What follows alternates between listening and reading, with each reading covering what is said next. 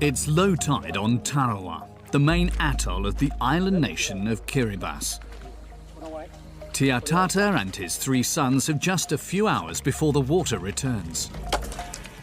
There are no stones on the beach anymore. That's why we have to go far out. We need to get coral because the sea is flooding our house.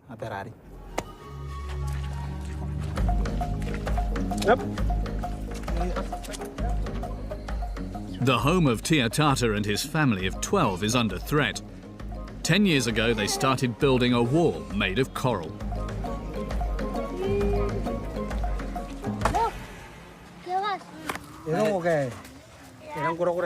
When the water comes all the way up to here and there's a strong wind, that's when it's worst. The water bashes against our wall and sprays over our whole house. We have to build a higher wall so the water doesn't flood our home.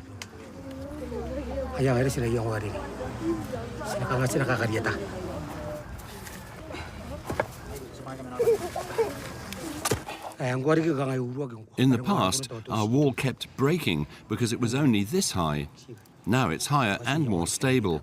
It protects us from the sea. Many walls collapse at high tide, but we're lucky. Our wall's still standing. In just 30 years, Tiatata's wall could cease to offer any protection from the sea.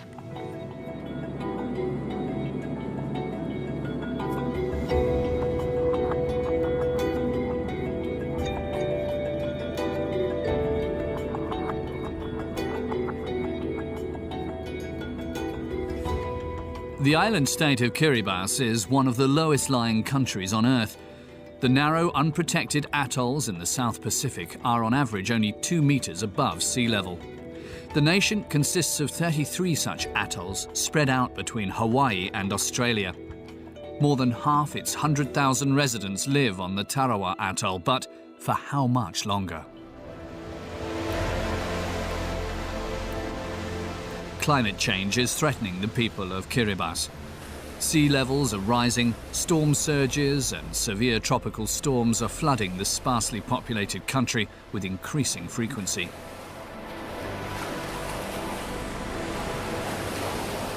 For the locals, it's a question of survival.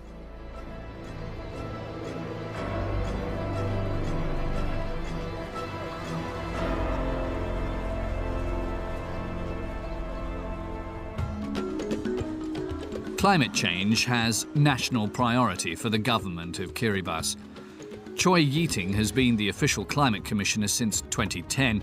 He's alarmed by the changes caused by climate change.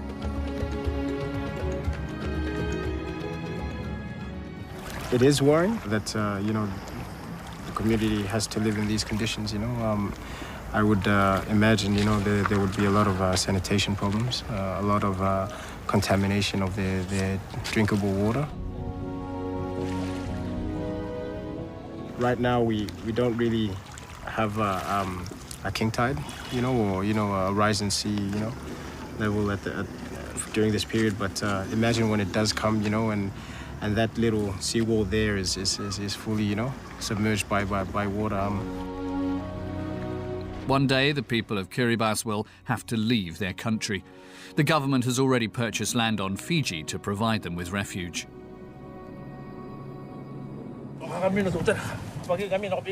Every day, Tatawa and his 3 brothers have to carry their fishing boat into the sea. It's hard work.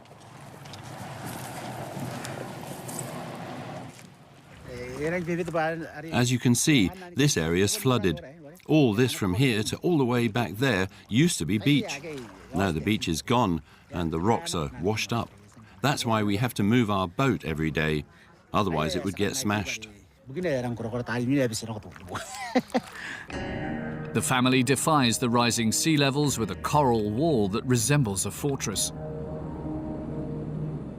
The water is rising and rising. Eventually the land over there will disappear. But we'll stay and float like an island in the water.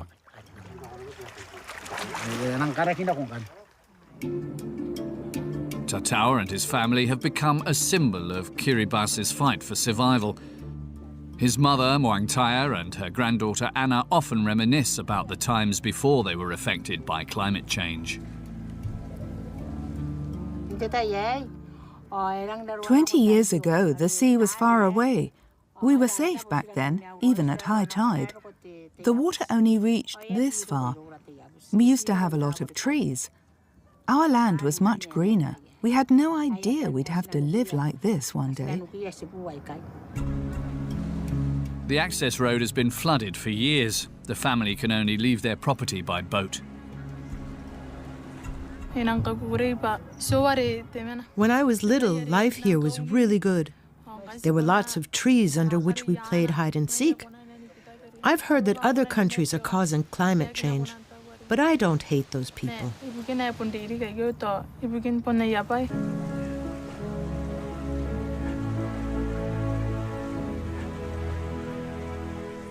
I see it differently. The Western countries are doing many things to cause climate change. They're to blame.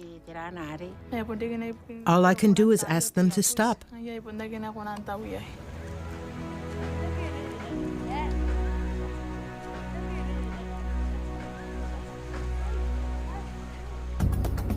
The sea is increasingly devouring unprotected tracts of land in the middle of the South Pacific.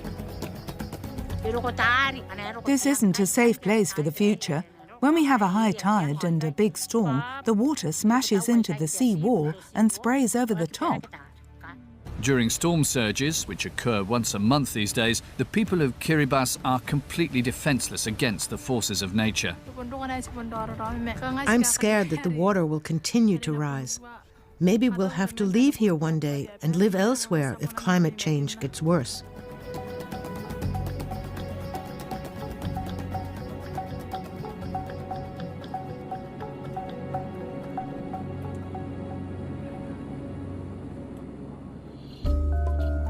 A mangrove forest in the south of Tarawa.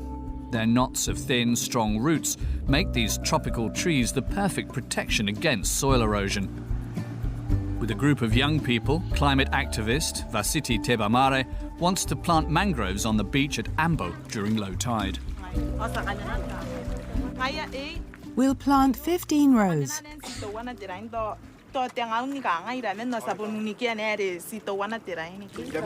You have to plant the mangroves a hand's width apart. Vasiti has been organising a growing number of such volunteer planting events.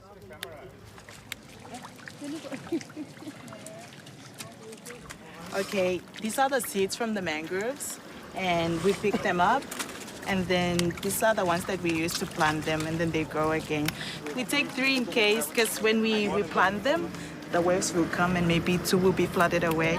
At least 1 will stay and will live. So that's why we take 3 all the time.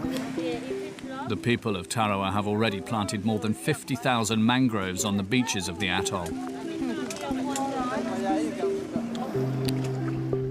The young people here have grown up with climate change. They're scared.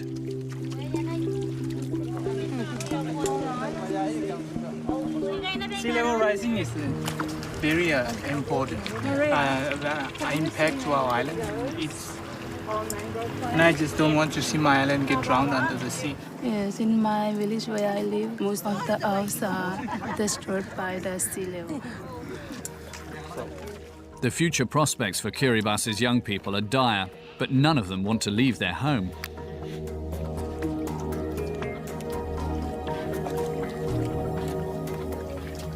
I'm so proud to be a Kiribati.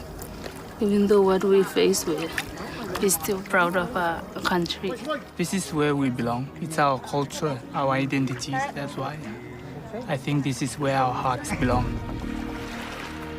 The hope is that these mangroves on Ambo Beach will grow into a forest like the one that helps defy storm surges in the south of Tarawa.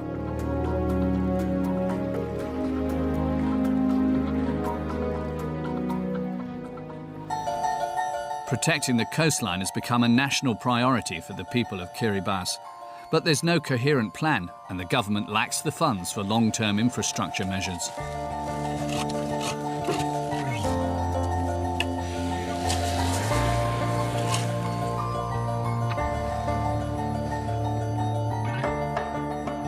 Those who can afford concrete have built a wall at their own expense. That's what Itimwemwe has done, a young entrepreneur from the village of Taborio. I think climate change will only get worse in the future. One day, Kiribati will drown. Other people think differently, but I'm scared by what's happening. We have to protect ourselves. That's why we're building the seawall this high. The sea is calm today, but it's only a matter of time before the next storm surge arrives.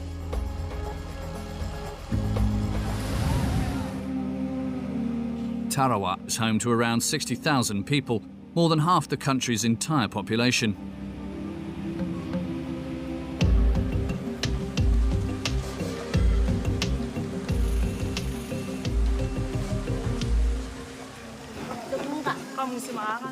Livable land is becoming increasingly sparse, says climate activist Vasiti. Compared to 10 years ago, it's not just like this. People stayed in their homelands. But nowadays, people migrate from there for a better future. They came here for education, for work, for everything. Yeah, and now it ended up like this. Everyone lived closely to each other. In addition to climate change, overpopulation is one of the biggest problems on Tarawa. Diseases easily pass from one person to another, and especially with the future of the kids, the government have a limited resource. It can't employ each and every one of them. On average, a family here has 5 to 6 children. Almost every square metre of land on Tarawa has now been built on. The main thing that is threatening us is the sea level rise. We have land erosion. The sea is taking most of the lands, and people here try whatever they have to build seawalls. But it doesn't help. When the water comes, no one can stop the water. It just comes and then take away all the lands again. In 2014, the effects of global warming on Kiribati attracted international attention. Ioana Tetiota made a bid to become the world's first climate change refugee when he applied for asylum in New Zealand.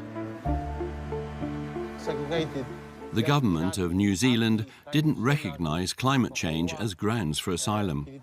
They didn't think that the people of Kiribati were threatened by nature and forced to flee as a result. Ioana and his family were deported from New Zealand a year later, even though the situation in their home country has been getting progressively worse. It was a shock for the family.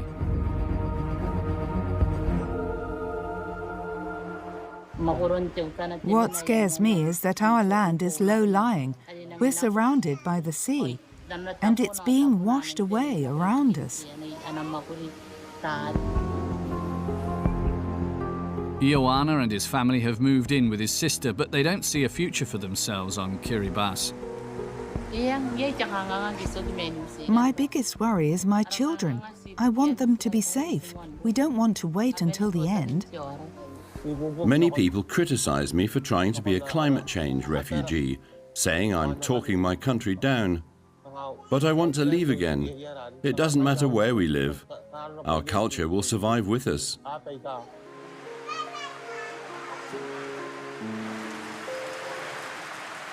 Kiribati's first inhabitants settled here around 3,000 years ago. The majority came from Southeast Asia and Polynesia. The locals are a proud people who are attached to their traditions.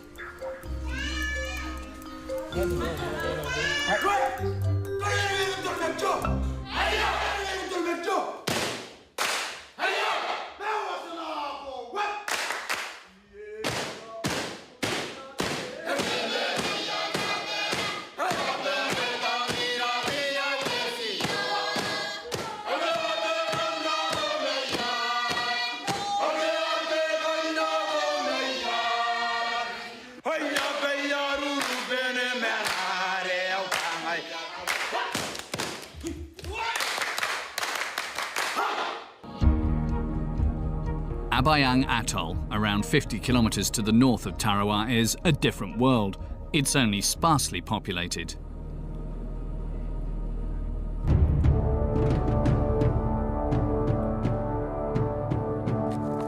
The village of Tibunginako has become a symbol of the impending dangers of climate change.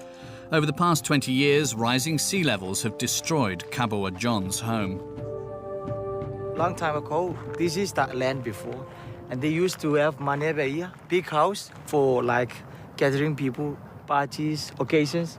And all the people, before they live here, now they all moved to the mainland. Tebunginako is still home to 70 families. It was the second largest village on Abayang. Rising salinity from daily flooding has made the soil infertile. Before, I don't care about climate change. When I heard about climate change, and oh, it's nothing.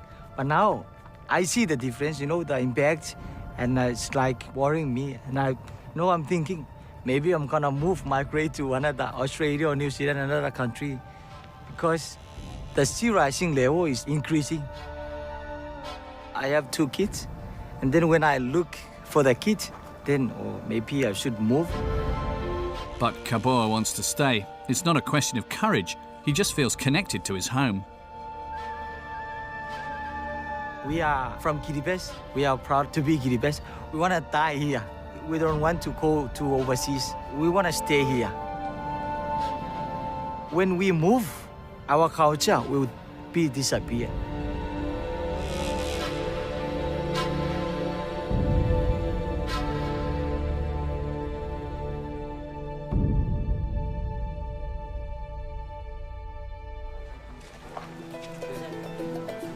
There are lots of people on Abayang who don't have work.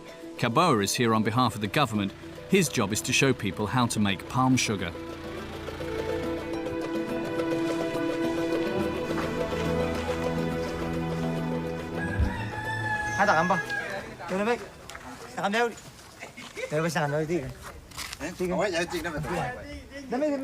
Kaboa is looking for a worker named Takamba.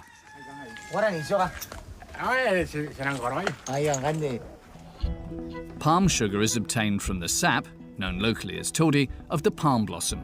Takamba has to climb to the top of a 20-metre coconut palm to collect it.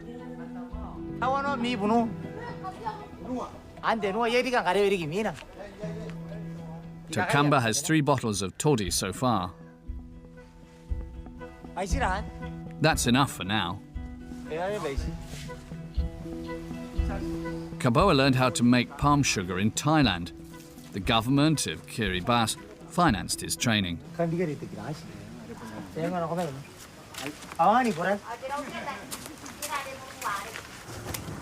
Kiribati government also paid for the equipment here. This is the todi, fresh one. Water.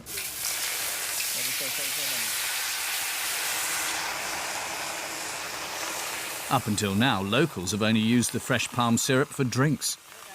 Now we're going to boil the fresh water, the fresh todi. So we want to evaporate those, the water in the todi, so that we can crystallize the todi, become sugar, the solid parts. The island of Abayang is the perfect place for producing palm sugar. There are thousands of coconut palms across the 37-kilometre island. In Kiribati, we only have the, cobra cutting as a source of income. So our government try to find ways which can help people to earn more money, and this is one of the income, income for the farmers. It takes 7 litres of sap to produce 1 kilogram of palm sugar.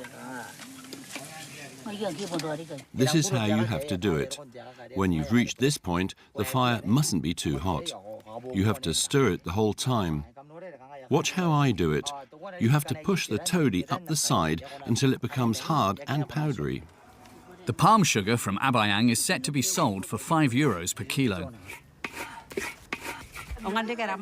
We'll continue with this work. We can earn money that way, and we can use that money to feed our families. Take the big one. This one is really good.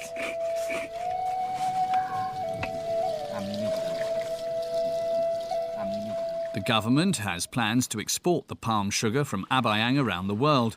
Kaboa secured important contacts at the World's Fair in Milan in 2015. This is the sugar from your palm sap. This is what it looks like.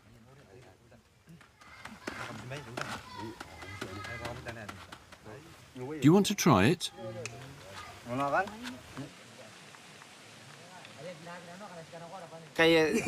What do you think of the new sugar? It's not bad, right? Do you like it? It tastes like candy. This sugar's really different, much more delicious. Traditional Kiribati recipes are increasingly fading from memory. Women's rights activist and nutritionist Tongafiti Cross wants to fight that trend.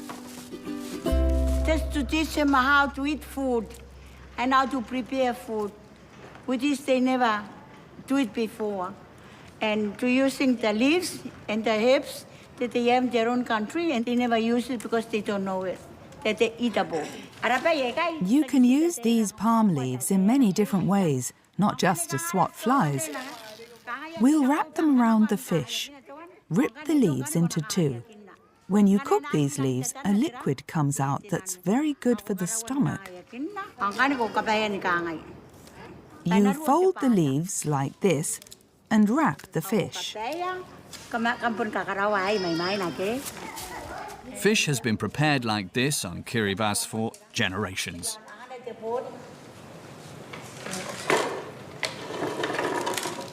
They usually eat right food before, but when the imported food comes, and that's where things has gone wrong. Because in Tarawa, the hospital is full of people, the sick people, and we try to cut down there the people who sick, you know, and receive the right food, so cut down the lack of vitamins in their food, and not they can't prevent any disease.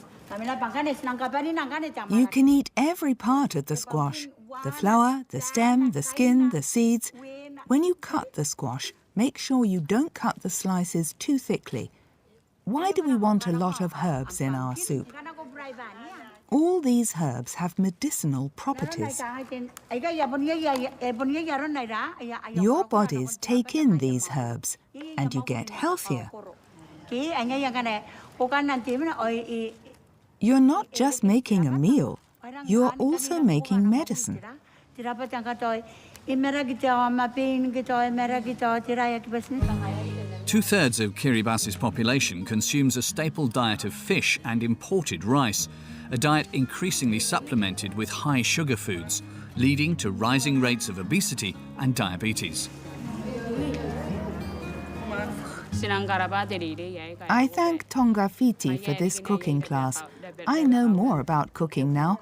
I have a young daughter at home. I'll cook with a lot of herbs and vegetables now so that she grows up healthy.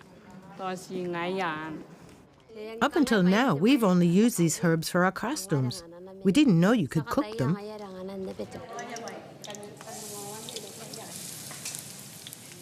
You can find everything she's showing us in the jungle. It's great. Nutritionist Tongafiti Cross's mission is far from over. She wants to share her knowledge in every village on Abayang.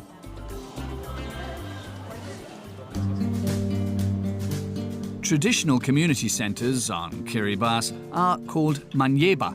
The structures provide shade and protection against strong winds and rain. Abayang is home to one of the largest manyebas in the region. The environmental protection organisation Kirikan has invited representatives from several villages.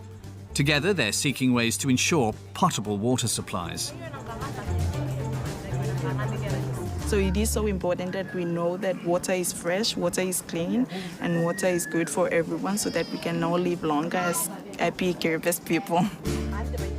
Climate activist Vasiti is also working to combat the salinisation of drinking water.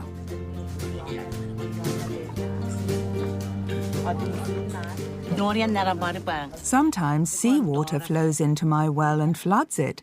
All the dirt gets in and we have no water to drink. Our groundwater used to be fresh and clean. We could drink it. Today it's salty and unpalatable. The wells near the sea are flooded quite regularly and become spoiled by the salt. If we were to wash with that water, it'd feel like washing in seawater. The salinity of water supplies isn't the only problem. Supplying clean drinking water is another challenge. Village representatives present their solutions. We opted for this solar pump. To make it work, we need equipment such as pipes to pump the well water to the houses. We thought about what would be the best solution for everyone. That's why we chose a desalination plant.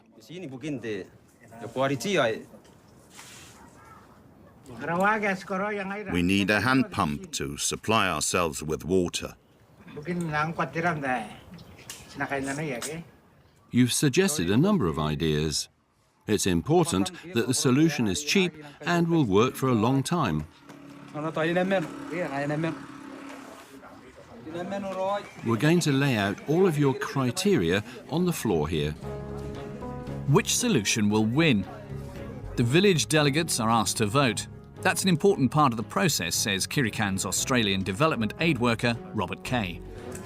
This process isn't going to lead us to a project. It's really just getting people to think about the kinds of things, the questions they should be asking when confronted with a new project or a donor bringing aid to the community. There's not much export that comes out of Kiribati, so there's no foreign income coming in, which is difficult because often you need the materials and the money. But I think somehow need to break the dependency cycle. Peleniza Alofa founded the environmental protection organisation Kirikan. Her goal is to support the people in Kiribati in their battle against climate change. In Kiribati, most of the time the priority need for our people is water. And that's why we got water into these communities. The water is their priority. We brought water tanks to collect or to harvest the rain.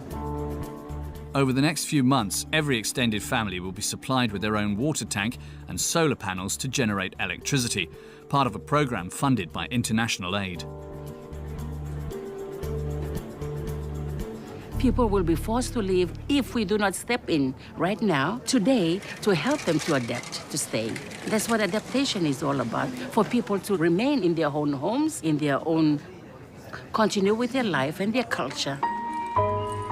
I wouldn't imagine my people living to another country that is not theirs, because we have a very deep connection with our land. But moving away to somewhere where you do not belong to you, you will always become a second-class person. In your heart, you know that you don't belong there.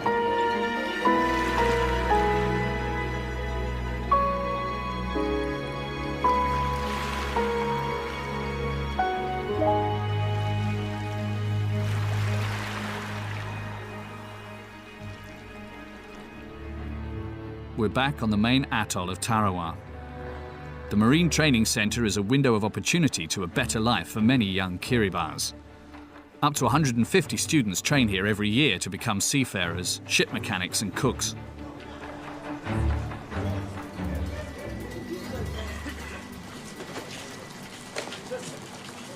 Morning, Bright. Morning, sir. How's his rod?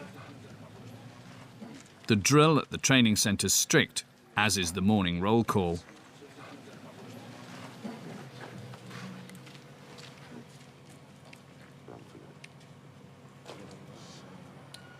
$96.11 and $97.24. Not tuck-in during the breakfast master. So that's 1 hour each. 45 F39, long fingernails, 1 hour. The punishment here in MPC, this is the scale. So if the trainees found 30 fingernails, long fingernails, not wearing the handkerchief, torn uniform, etc., in proper shape, that's to be punished. The trainees has to be punished for 1 hour. The trainees have to rehearse a docking manoeuvre on the deck of a training ship today. Among them is 25-year-old Tamuera. 7 people at the stern and the rest at the spring, right? So let's start, 2 + 1. Let's go, spring first. Seafarers from Kiribati are in demand, particularly on German vessels. 6 shipping companies from Hamburg have offices on Tarawa, supervised by Andrew Heinzen. He holds the locals in high esteem and finds jobs for them on ships from all around the world. Firstly, the people who grow up on these islands have a strong connection to water. They've been fishing and spending time on the water since childhood. They're strong. In my experience, it takes just one Kiribati to do a job that needs 2 Filipinos. These 15 months are a process. They have to be on time, be clean and well-dressed, because they'll be confronted with a completely different world.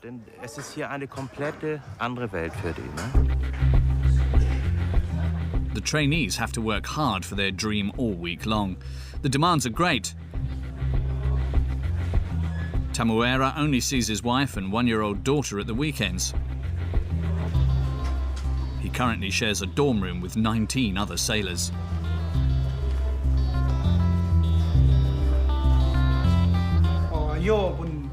This is my bed, and that's my mattress, made of palm leaves.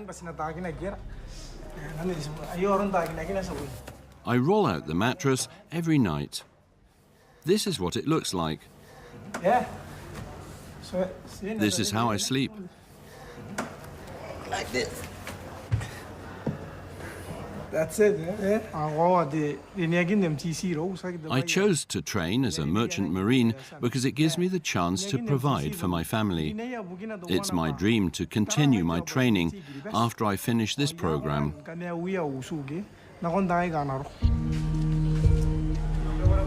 The training centre has a good reputation on Kiribati, but even this modern complex faces increasing bouts of flooding. As you can see, the entrance to the basin has become blocked by sand. It built up here overnight because a small section of the seawall has broken. The water was a bit higher than usual, and lacking or insufficient maintenance caused it to break. The current deposited the sand here.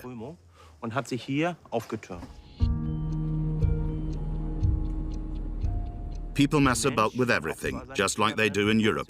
Driving along this causeway, you can see that the water exchange is restricted to just a small aperture. All the water from the lagoon has to squeeze through it.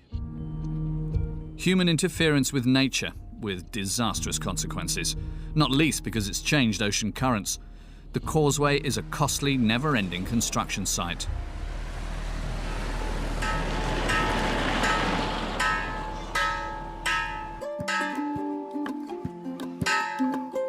The primary school in Bonriki. Every morning begins with a prayer.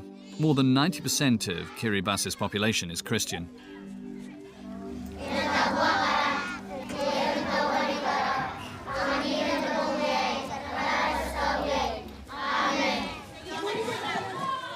School is compulsory for children between the ages of 6 and 14.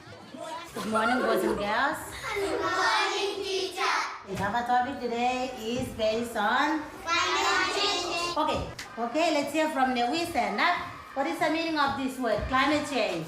The change in weather patterns over a long period of time. How is climate okay? How it is happen? How it is okay?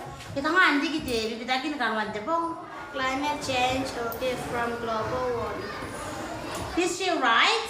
Yes. Okay. Now, these are the 3 causes caused by global warming. Sea level rise, droughts, heavy rain. So, what does the future hold for Kiribati's children? It's a subject addressed in primary schools. We want to alert the children to what's going on here and how they can deal with the problem. Most of the children are scared of climate change.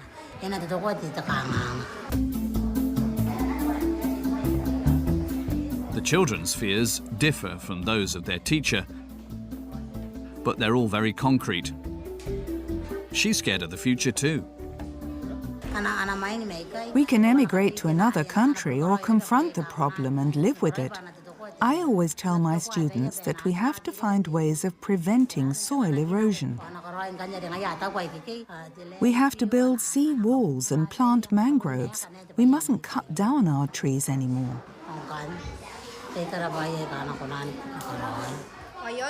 The children have drawn pictures to illustrate what they think will happen as a result of global warming. Our beaches will be washed away, this boy says. We're using too much fuel.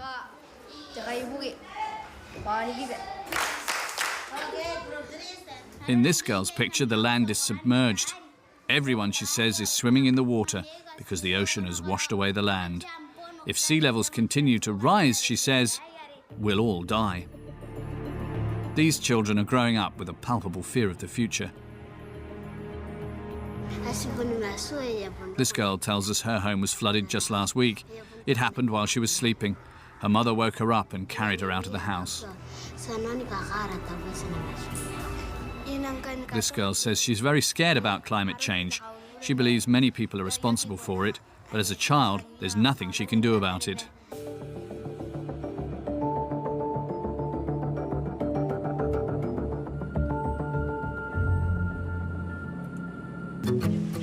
The village of Bonriki has become increasingly susceptible to flooding after heavy rainfall. Often, the high water lasts for days. Trainee seafarer Tamuera and his wife Betaaua have bought a small house here.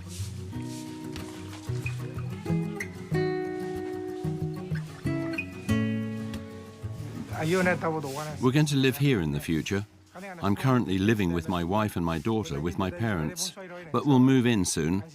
Once I've completed my training at the Marine Centre and I'm earning money by working on a ship, I want to start raising my children here.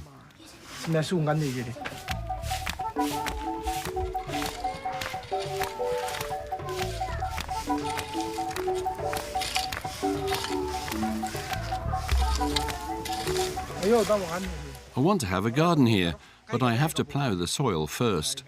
I want to build a fence and plant sweet potatoes and tapioca, maybe lettuce too. As a crew member on a large container ship, Tamuera will be able to earn up to $700 a month. That will place him in Kiribati's middle class. I'm very excited to be moving here. I'm so proud of him. When he gets a job and starts earning money, we'll be able to build something and have a bigger family. If he didn't have a job, we'd have a lot of problems. We wouldn't be able to lead this life. I'm very happy.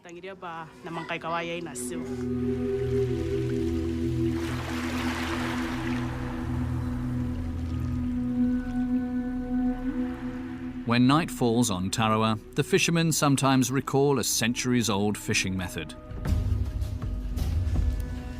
Te Araita and Matayo light a 3-metre torch made of palm leaves on the beach of Tomaiku. The warm light of the fire lures small, tasty reef fish into the shallow water.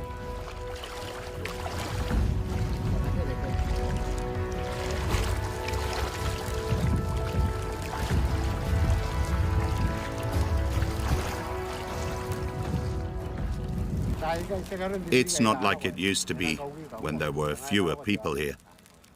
Population growth has fueled an increase in fishing because of rising demand. Many fishermen now use neon lights to attract fish.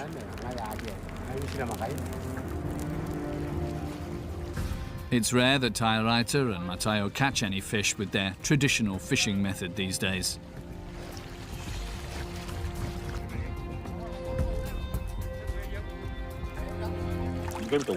I've only caught a tuaro. It's hard to catch fish these days. I feel the current has changed.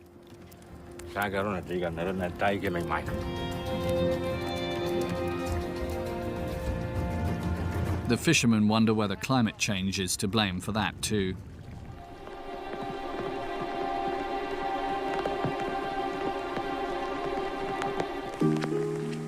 The Fisheries Ministry of Kiribati. Marine biologist Arantei Tekeau has been investigating the health of the coral reefs around Tarawa and the surrounding atolls for more than 10 years. Using measuring tapes, he and his team regularly monitor coral growth and health. What we are seeing is the more popular corals now are the ones that are adapting and are more resilient to change, to increase in temperature. They're surviving more in the hot temperatures. They're spreading over, which is okay in a sense that the corals aren't dying, they're spreading, there are lots of them. But it's like survival of the fittest. The polyps that make up the stony corals are among the winners of climate change. They seem to be particularly happy in the waters around Kiribati. Because they're so resilient to the change, that's why they're in really improving. The coral cover is massive. Even they could even survive, storms and stuff like that. A hope for Kiribati, but only healthy coral reefs can grow with the rising sea levels. They're natural breakwaters and provide important protection for the islands during major storm surges. Here in South Tarawa, where it's an urban area, there's a lot of factors affecting coral reefs: construction, infrastructure. The main thing is it is rubbish. Since there's a very high population here in South Tarawa, which causes rubbish and, waste done to the coral reefs, that's putting heavy pressure on it. As a result, there are signs of degradation among weaker coral species in many reefs around Tarawa.